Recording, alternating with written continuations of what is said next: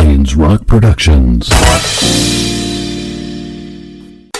This is Jay Moore. This is Greg Cruz. This is Bryce Vine. This is Dexter from The Offspring. This is Nathan This is Sebastian Yoder. This is Daryl English. This is Stuart Copeland. This is Mick Gillette. This is Andy Summit. This is Dr. Bob Greenberg. This is Gabby Reese. This is Rob Bell. Hey, this is John Leon Guerrero. Hey, and this is Pete A. Turner. Hi, my name is Erik Weihenmayer. I am an adventurer who happens to be blind. I just wrote a book called No Barriers, and I'm on the Break It Down show. And now, the Break It Down Show with John Leon Guerrero and Pete A. Turner. How great is this?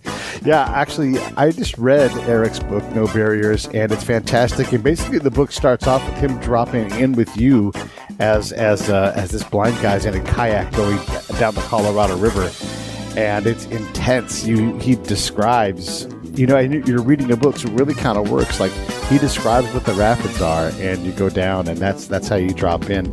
I guess, let me just start right there. When you go to write this book, I mean, obviously you're an adventurer, and you're a known commodity since the early part of the millennium when you first summited Everest, by the way. Erik climbed Everest. What made you decide to start the book off at that point in the river there, sort of mid-adventure? Well, all right, so I had written 2 books before that. I'd written an autobiography, like a memoir, and it was really, like, people loved it. It got really nice reviews. And then my second book I wrote in my 30s was a how-to book, kind of a motivational advice book, and it was called The Adversity Advantage. And I teamed up with this guy, this scientist, Dr. Paul Stolt. We studied people around the world, and we looked at people who had turned adversity into an advantage, like they had used adversity as the fuel to moving forward. And bringing innovation and happiness and fulfillment and all kinds of things into their lives.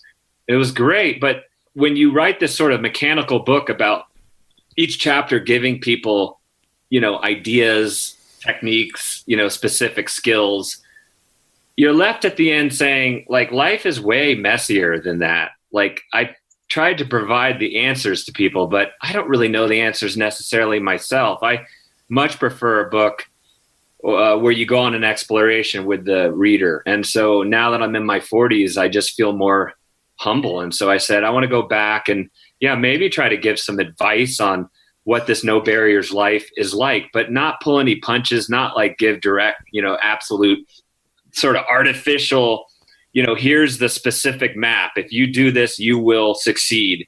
But more talk about the messiness of life and how hard it is and how beautiful and how fulfilling it is to go after these massive adventures where, half the time you're getting slammed in the face and you're kind of questioning yourself. And then I wanted to write about the people who helped me understand bits and pieces of the map that I wanted to navigate in my life. So it was this wonderful opportunity to write an adventure story, but also give tribute to these people who have taught me really invaluable things to move forward. I was struck by a couple things reading your book, and they weren't the obvious things. Okay, so you're blind. You went blind at about the age of 9, if I remember correctly. Yeah, like in middle school. Right. So you had some early vision kind of ability, but you're a teen and adult life. You don't have sight, and so you have to overcome that, and that clearly is an enormous obstacle.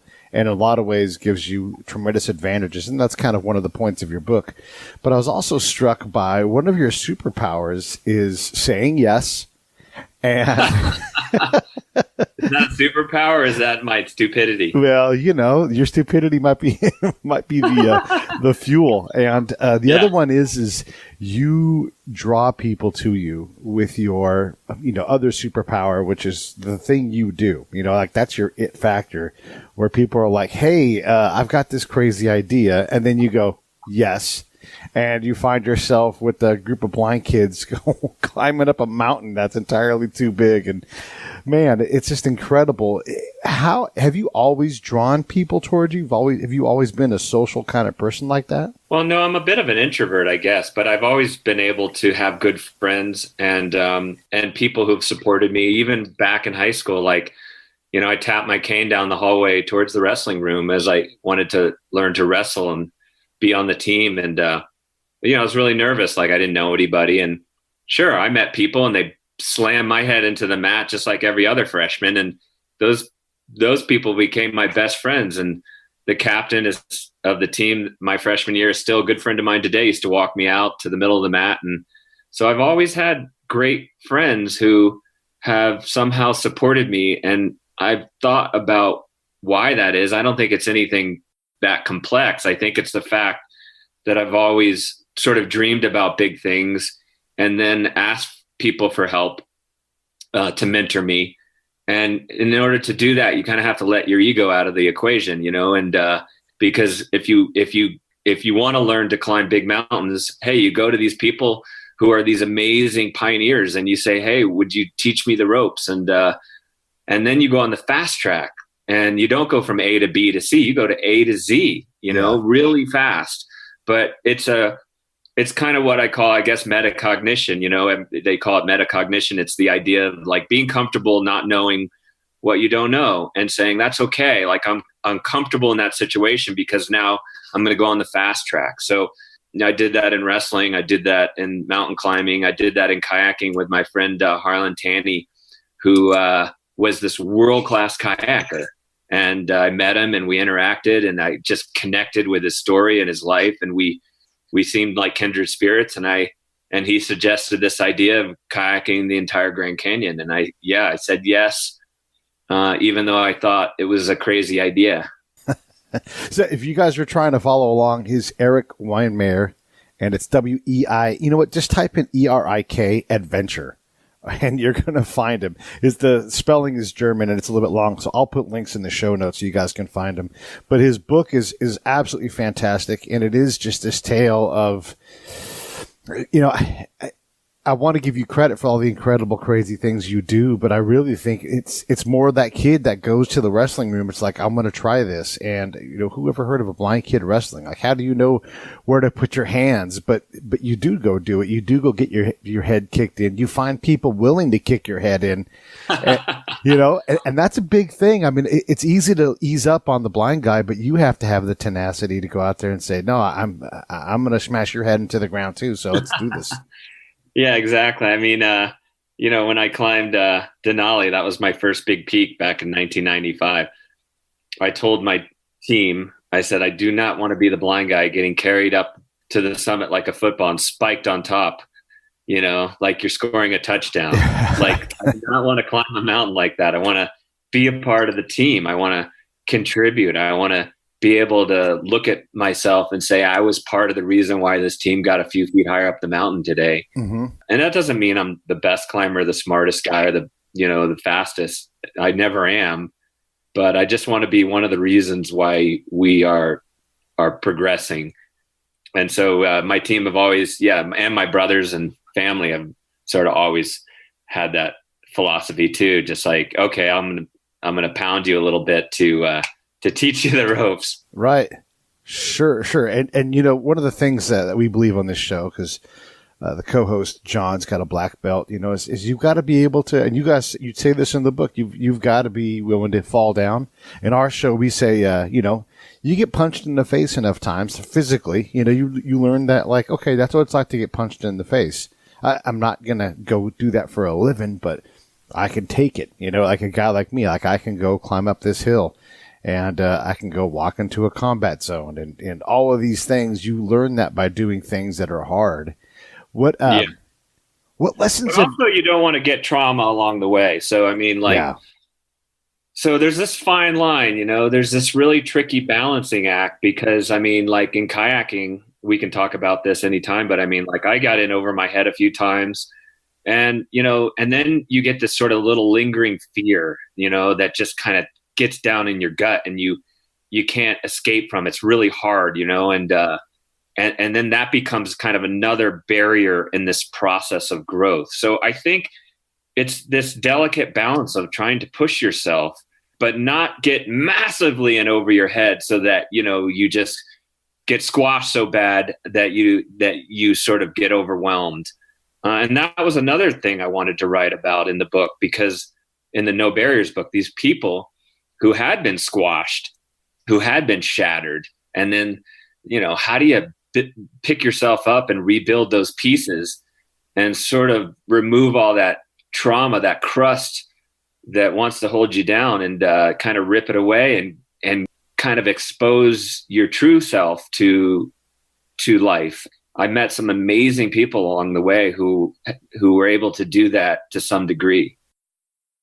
You know, one of the things that you've done, and by design or by accident, you've placed your flag on top of Everest. And let's understand, Denali's no joke. And I'll ask you in a minute which one you think is harder. You know, they're both hard climbs, but neither of them is, say, K2, which is technical and high and hard.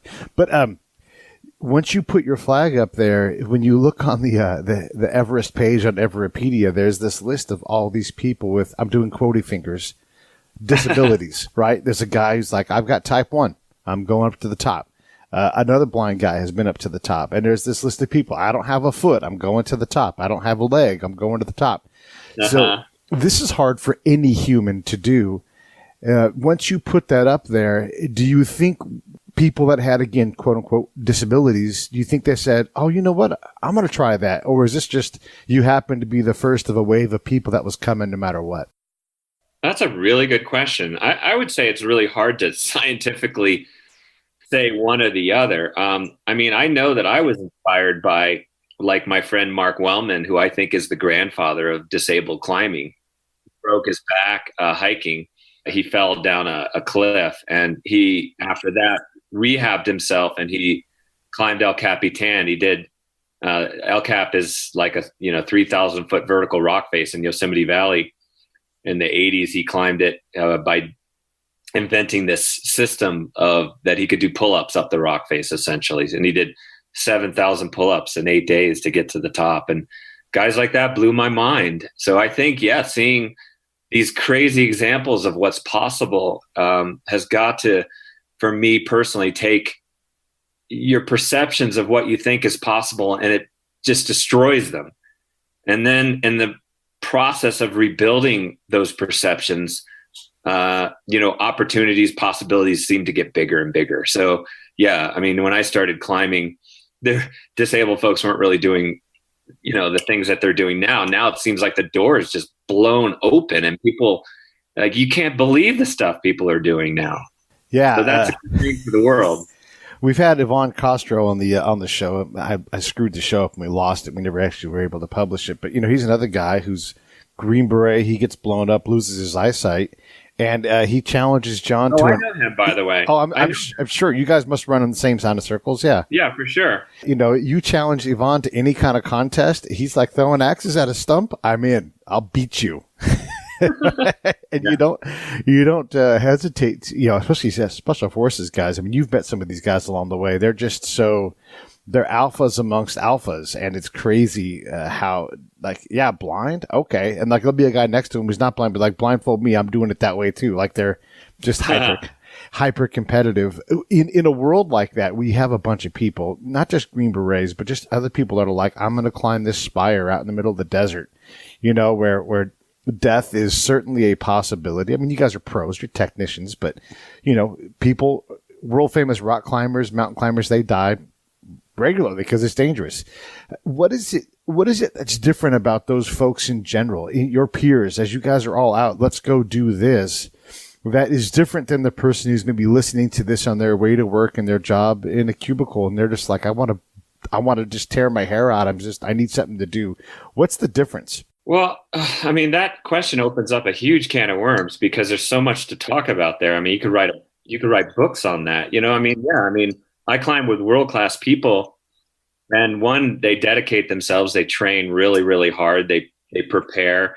They make a lifestyle choice. Like, maybe I'm not going to be a CEO of a company and make $1 million a year. Like, I'm going to live out of my van, or I'm going to be a teacher.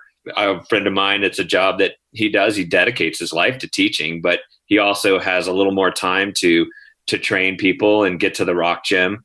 It's a really tricky thing that some of these people have done to sort of make a life in the mountains in the modern world, and make even a business out of it and so forth. Or just the weekend warrior who just is a hard charger, But I've always more connected with, like, the other side, like, as you said, the folks that are kind of yearning to stretch themselves and get out of the prisons that we tend to put ourselves in, or the world tends to put us in. I've always connected with those kind of people a lot more because I relate to that. I feel like I'm more that kind of guy. When I went blind in middle school, I remember sitting in the cafeteria and just being overcome with sort of darkness and thinking I'm in this prison and I'll never escape from it. And so I think part of the fun part of life is trying to break out of that prison and trying to experience life in a full way, whatever that looks like. And it doesn't matter whether it's extreme or not. You know, if your grandmother who's getting over an injury, just getting out and riding your bike again down the bike path, maybe your Everest. It doesn't matter what it is. Yeah. To me, that's the most inspiring thing when I see stories like that. Yeah, you talked about these prison cells that we get built around us, either if we build them or somebody else builds them.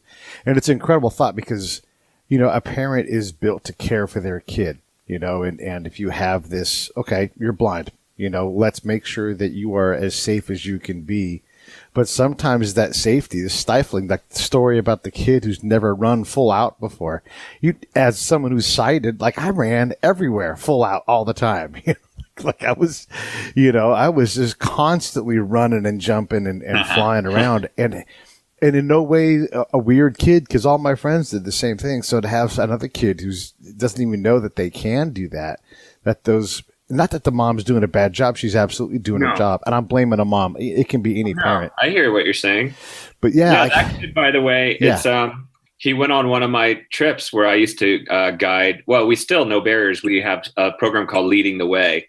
We take blind and sighted people out and we do these big adventures, whether, rafting down the Grand Canyon or climbing mountains in Peru. And the sighted and blind kids work together. And the first one we did on the Grand Canyon, I had a kid who his parents were really, really terrified. And, and he told us during that trip that he was pretty much, when he got home from school, he'd get dropped off by a special handicap car. He'd sit in his room. He could play computer games and work on his computer. But they didn't even let him walk to the mailbox down to the end of the driveway because they thought he'd get hit by a car or get lost. Right. And yeah, he said he was in prison. And it was a prison that nobody was being mean about. Right. People were trying to keep him safe. And then we got on these massive sand dunes on the side of the Grand Canyon. We ran full blast and he had never run before. And he just ran like this big gangly, like Tyrannosaurus Rex, just it was really fun. And just knees knocking and elbows flying and all, total gangly teenager. But he ran full blast for the first time in his life. And yeah, he fell down a few times, but he just kept getting up. And at the end of that trip, we sat around a circle and he said, I don't know if this is stupid, but I mean, like, I realized that to run, you're going to fall down, and I don't like falling down, but I definitely love running. And I was like, dude, that's Forrest Gump genius right there, what you just said. Yeah, I read that part of the book just again this morning as I was prepping, and I was struck by, you must hear those kind of realizations from people all the time. They're the most obvious thing, but there they are said, and it just strikes you. How often do you hear something like that? What are some other examples of those moments where the prison door is open and the person just describes it and said, I can go outside, or whatever that thing is? Honestly, one of my greatest privileges, one of my greatest honors is that I get letters like that every day. Yeah. And that's the best part of my life. And along with my family and my kids and No Barriers, the organization that I help build, that I get, people talking about, opening up and struggling. I mean, I literally have a lady who writes me probably once a week and talks about she's disabled and she didn't think she could do CrossFit. And I was like, well, yeah, I think they have adaptive CrossFit. You just have to find the right mentor. And she's pretty limited. She's in a chair, but she opened her heart up and she went to this CrossFit and she found this amazing guy who took her under his wing, and her life has transformed. Yeah. And that's not just physically disabled people either, because most of the world, our challenges aren't physical necessarily. They're more invisible. We're sort of consumed by certain things that we can't get rid of them. We can't figure out how to climb our way out of these places that we find ourselves in. So I'd say the majority of the people that write me are people with non-physical disabilities. And I always try to steer them into our No Barriers programs. And that's really a privilege too, because then you wind up hiking side by side with them or doing some adventure together. Yeah.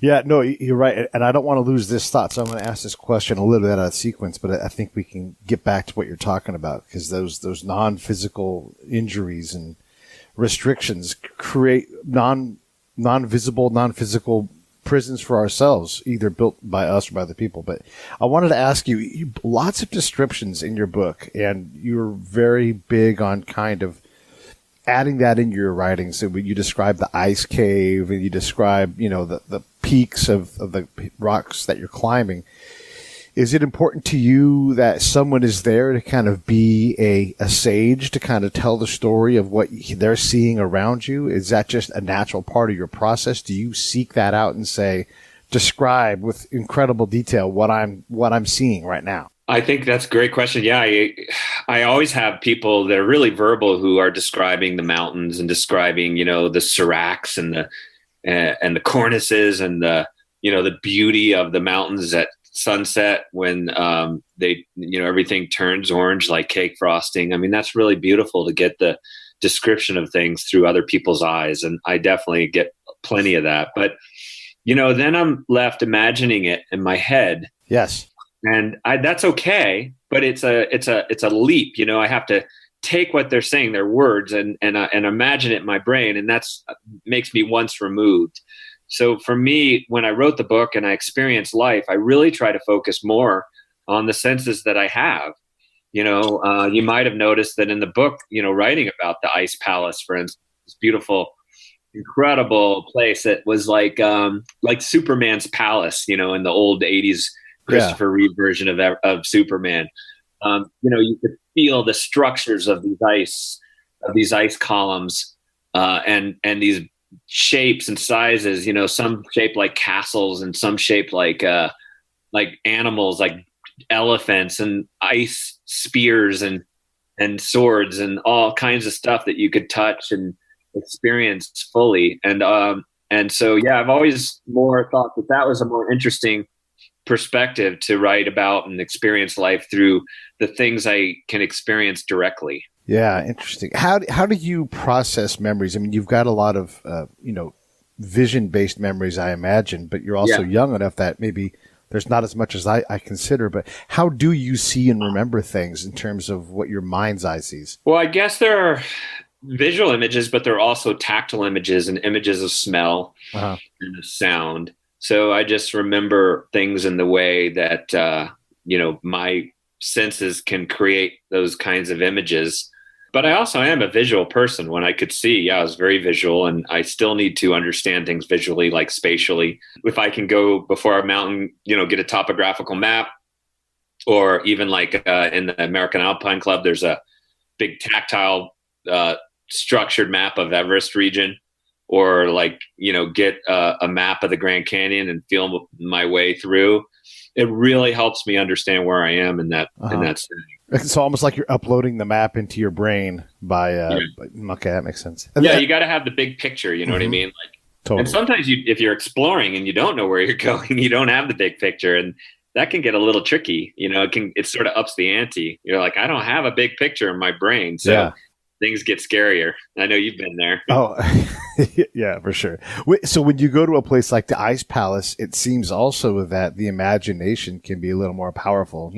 Obviously kids even have an even bigger, limitless imagination. So there can be an ice king riding on top of an elephant with a sword, but maybe the sighted person is denied that because they have too much context. Do you feel like there was an advantage there in terms of the imagination and the beauty that can be appreciated because it can really be anything? Yeah, no, I think that's true.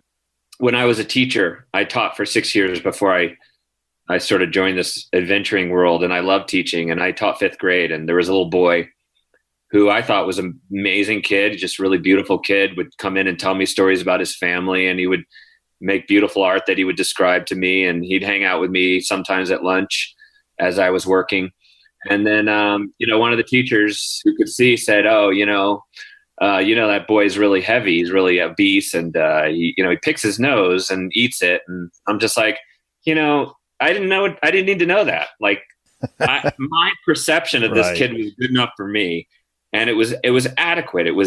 I had built the image in my mind, And sure, I wasn't getting the full picture, but I don't want the full picture. Yeah. I want the thing that I experience, and kind of let go of the rest. Sometimes that's so yeah, sometimes too much can be a limitation.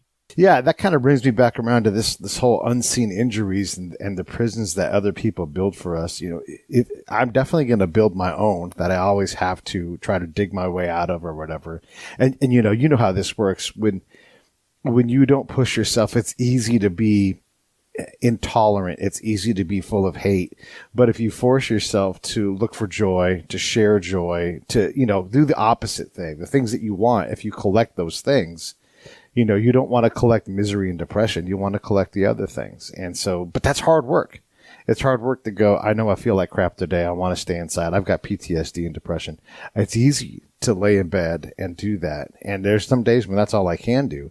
But what I need to do is have these powerful interactions like I'm having with you, getting outside and going for a walk, any small thing. Those are the hard things. And it's like going to the gym and I get better or I stay better because I put the hard work in day to day.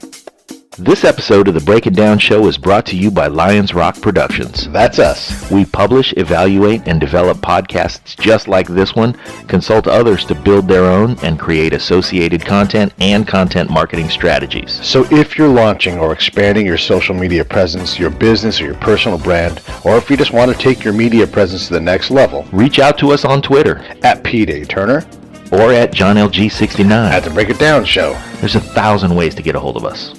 Now enjoy the show. Because I put the hard work in day to day.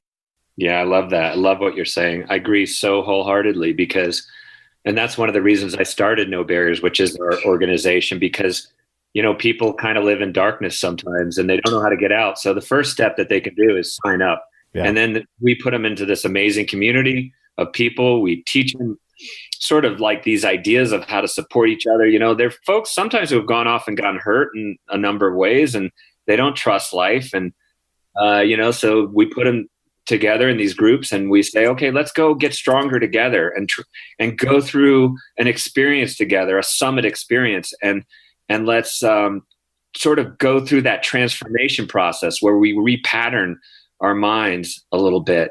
And it's a tricky process. It's not like science class where, there's this perfect formula or equation. It's a really like art and a lot of stuff in the mind coming together. And as I said, yeah, like you were saying, like the things that we work with for the most part are not always physical stuff. It's the mental stuff. And, there's a prosthetic leg that you can build for somebody when he loses his leg. But there's not a prosthetic for the brain, right? The mind, you have to go through a lot of hard work to kind of regroup and begin to heal again. So we don't have 100% success by any means, but the stories that come out of it are just amazing to me, how people sort of make great gains and get back into living and become better dads, become better mothers. And sometimes even like pursue big things afterwards. Yeah, actually, I guess I should say right now, the website for the No Barriers, the website for No Barriers is www.nobarriersusa.org. And one of the things, Eric, that I do is I partner with Charity on Top. It's a couple of ladies that have created this great charity organization. You can buy gift cards that are charity based. Anything you can do, you can always add charity on top. Anyhow, Nice. so I use them, and every time I have someone who has an organization on, or every week I donate to charity. So right now, while we're talking, I'm going to go through Charity on Top's little portal. I already pulled you up. I'm already filling the form out, and I'm going to donate some money to you today. So I would encourage. Awesome. Yeah. Thank you. And it's money that just shows up on the doorstep, and what's sweet about them, and this is not a commercial for them because it's not about that. It's just about explaining, like, they give the lender, I'm going to give money, right? So $100, whatever it's going to be. And then you can round up to cover all of like the processing fees so that the charity gets 100%. So you guys will get 100% of my donation at the end of this. And so I encourage the audience, definitely follow suit and donate, because Erik is helping folks unlock their lives. And there's so many causes. There's too many. That's why I try to every week give something, kind of be my own united way. But I just, this moves me. I want to support your work. So, that's why I do this, because I've got PTSD, and when it's hard, it's really hard because I feel obsolete. I feel ignored and rejected. And I know people don't intend to do that, but if you guys could see my wounds on the outside, if it was a physical wound on my arm, you would instantly want to care for me, and make sure that I was well. Having someone out there who builds a machine or an organization that helps people get through those things. Erik, it's such a, it's such a powerful thing for me to be able to lace up my boots and just get out in the company of other people trying and pushing and, just doing life. It's invaluable, man. And I really appreciate you taking the time to do that for other people. Yeah. And then the service piece is really fun because I think getting out of our heads, part of it is kind of getting out there and serving others, and it feels good and it's healing. So, we just did an event last week. We had a bunch of folks in wheelchairs and we had teams rallying around them. A lot of vets rallying around these folks who needed some help. And we did 6 miles up to this beautiful mountain lake and had this beautiful summit experience. And the whole team finished. And, those wheelchairs, they wouldn't have gotten up these rugged trails without their rope team, without their people that are like pulling and just like spotting and doing all the things that you need to do. And you rally together and you have this incredible experience and everyone walks away just a little bit healthier. Yeah. You talked about the trip when the three of you guys went out. One guy's got a broke. He's the pull-up guy. The other guy is the one that I think he broke his whole body falling down, a former climber. And so you guys were all in some way physically disabled. And so you put the paraplegic guy on your back and carried him for the hiking portion of the trip. And that is just that's humanity at its finest right there. It's like, let's go do this together. None of us are supposed to be able to do this.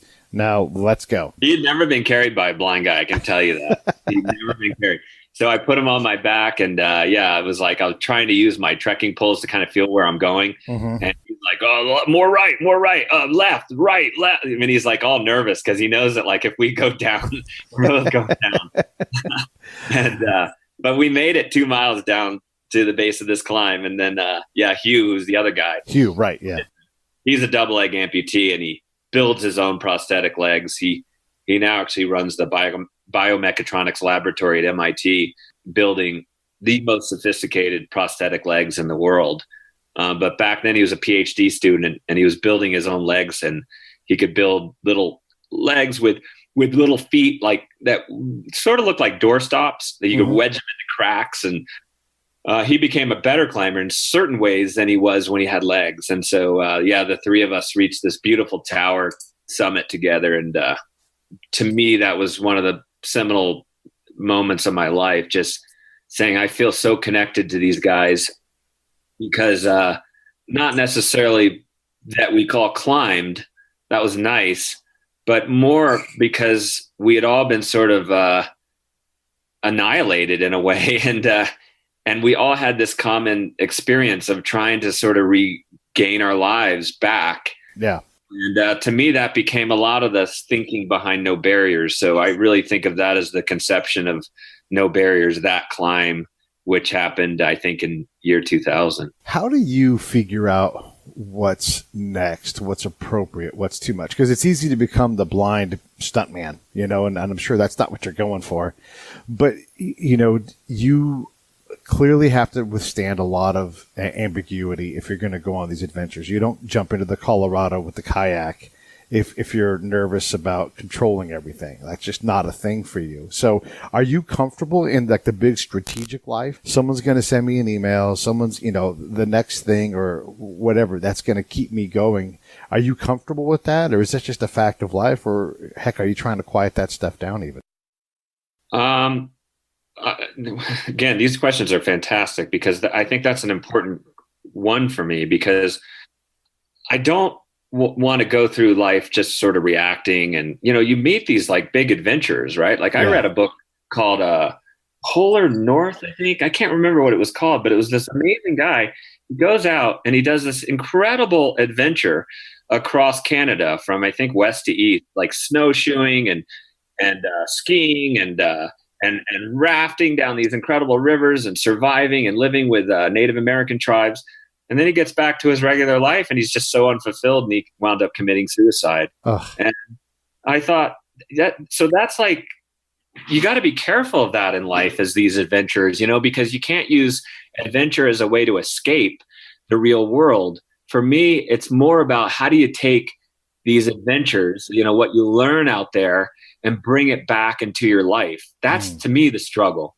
That's the struggle that I ask our folks in our No Barriers programs to take on. How do you take this stuff, these gifts that you've learned through your struggles, and bring them back to your life and use them to elevate your life and your family and your community and your school and all that. So that's the $24 million question for us all, I think, not to just go out and do these big things. So yeah, to answer your question, I don't want to just respond to the next email. I don't want to just, try to top what I did last week. I'm looking for meaningful experiences that somehow bring me to the next level of my life. And the next level of my life isn't always going to be physical because I'm almost 50 years old. Yeah, you're old as shit. I'm going to I'll climb hard for the next few years, but who knows how long that lasts. Mm-hmm. So you can't hang your hat on that.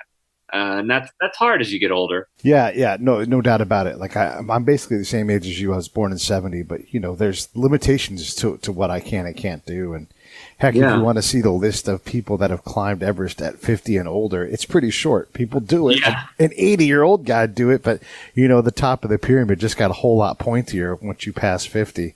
But I have an adventure list a mile long, man. I'm so excited. My hip wore out last year after I did all these big expeditions to Norway and to the desert. And so I had my hip resurface, which is like, basically I have a metal hip now and I'm gaining strength every day. I'm getting really strong. I can climb again in another probably month. And I have a big trip to Wadi Rum, which is this incredible rock towers in Jordan.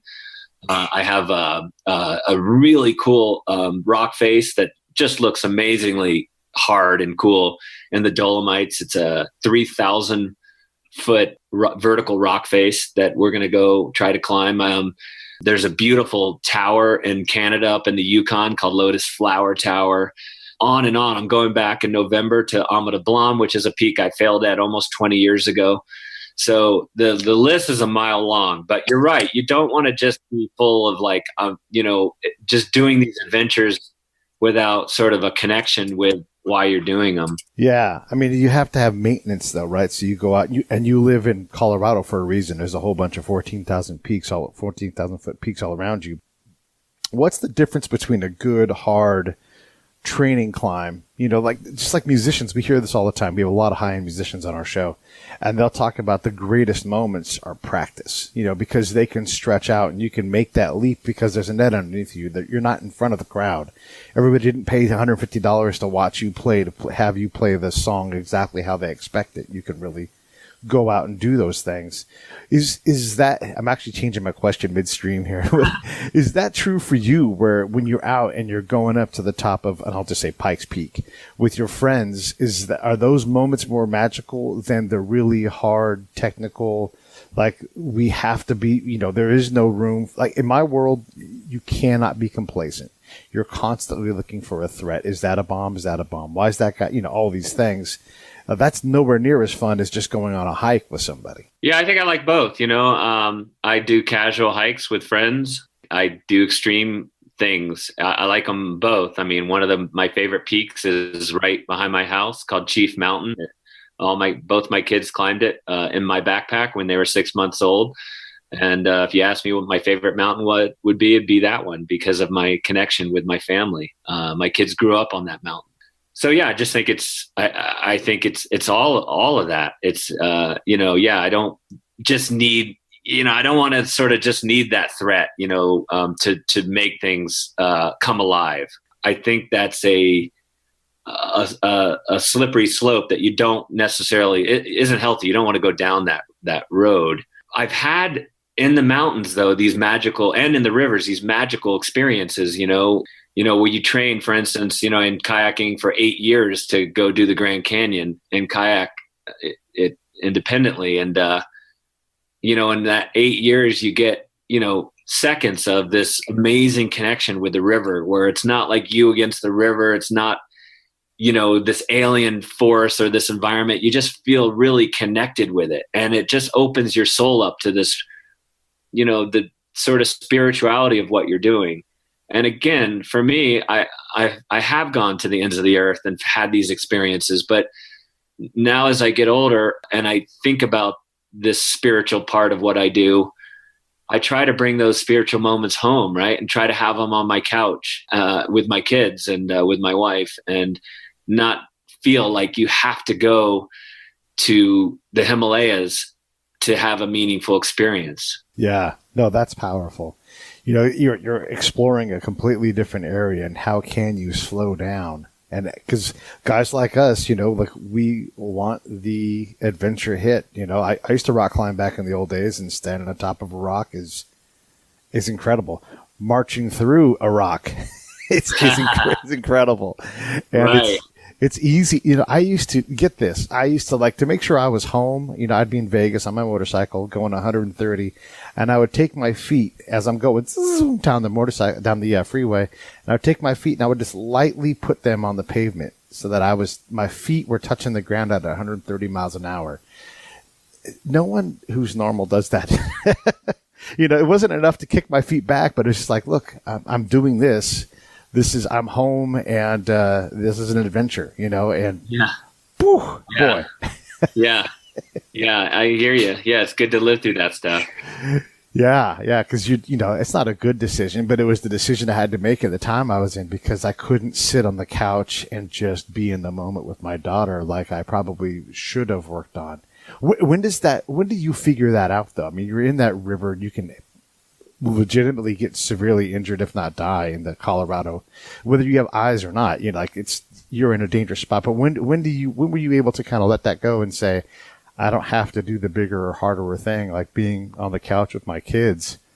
There's a rush from that too. I always like doing the bigger, harder things as well, so I haven't lost that. Mm-hmm. But I just have expanded it. I've tried to expand it.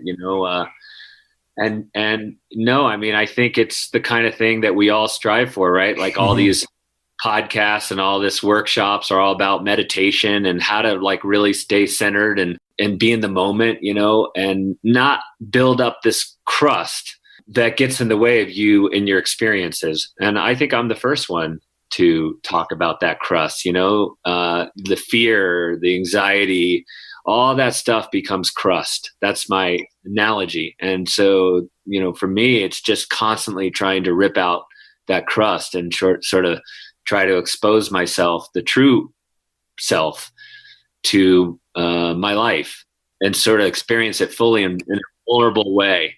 Mm-hmm. That's been my quest, honestly. Yeah, it's a good one. Oh, okay, so I wanted to ask you, when you climbed Denali, you climbed Vincent, you climb all these places, they all have different variables. And I was watched that documentary on Netflix about the guys that climbed the shark fin out in the Himalayas, the Meru. And okay, the climb is technical, but part of the problem is you've got to haul hundreds of pounds worth of gear and food and everything up this thing, and that's the logistics makes mountain hard. So which mountain is the hardest logistically of all of them that you climb? Well, with the movie you're talking about, Meru, is like, that was really tricky. Yeah. So like those guys are engineers, they're building a road essentially up the rock face. Nice. Right.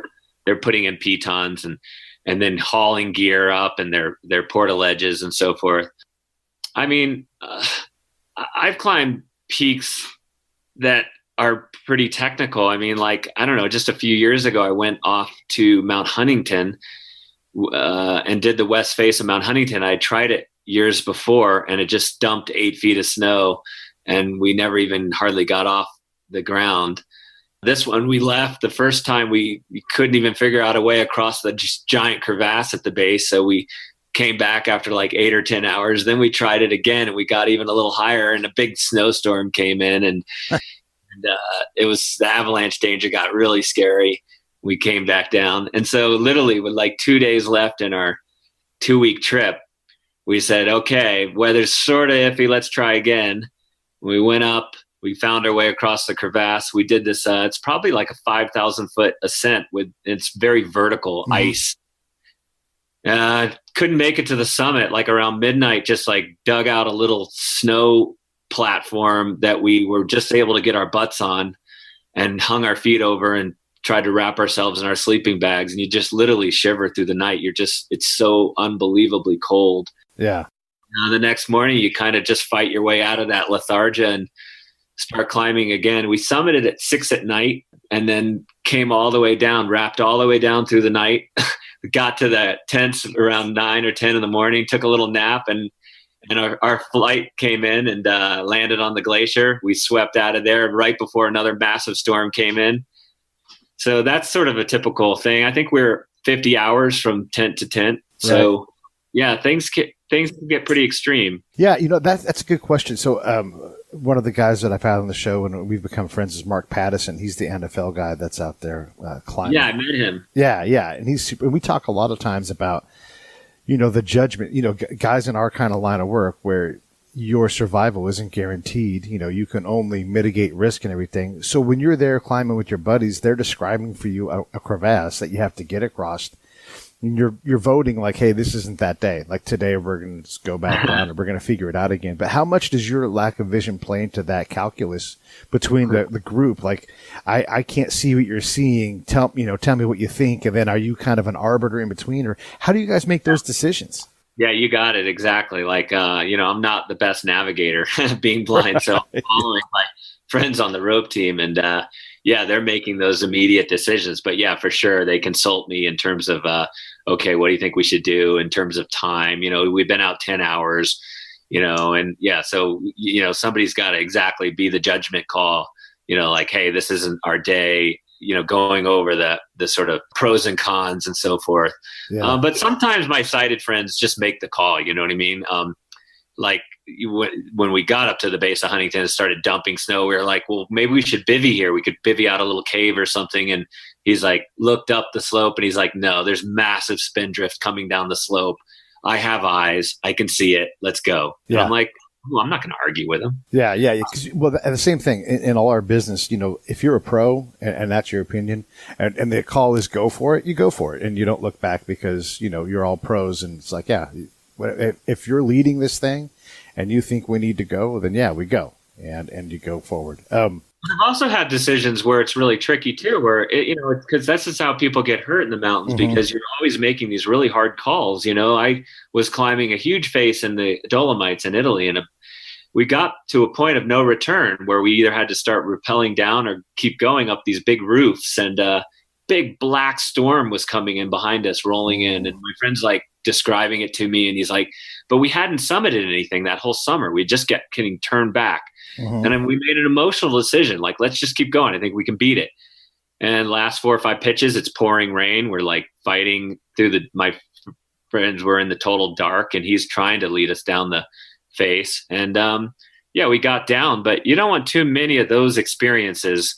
You got to sort of make hard calls and not always go for, hey, we'll just get lucky. That's not sustainable. Yeah, no, it's not. I mean, so my research partner and I used to go out, and I say research, we're in a combat zone, and sometimes you just can't have a biker gang, an army unit with you to do the things you would do. So we would set up meetings and we would go into town, the two of us. Yeah, sure, we got pistols, but we're not bristling with guns because that's not what we need to do. We need to go out and talk to people and make sure that we can be perceived in a different way than we can be with the military unit with us.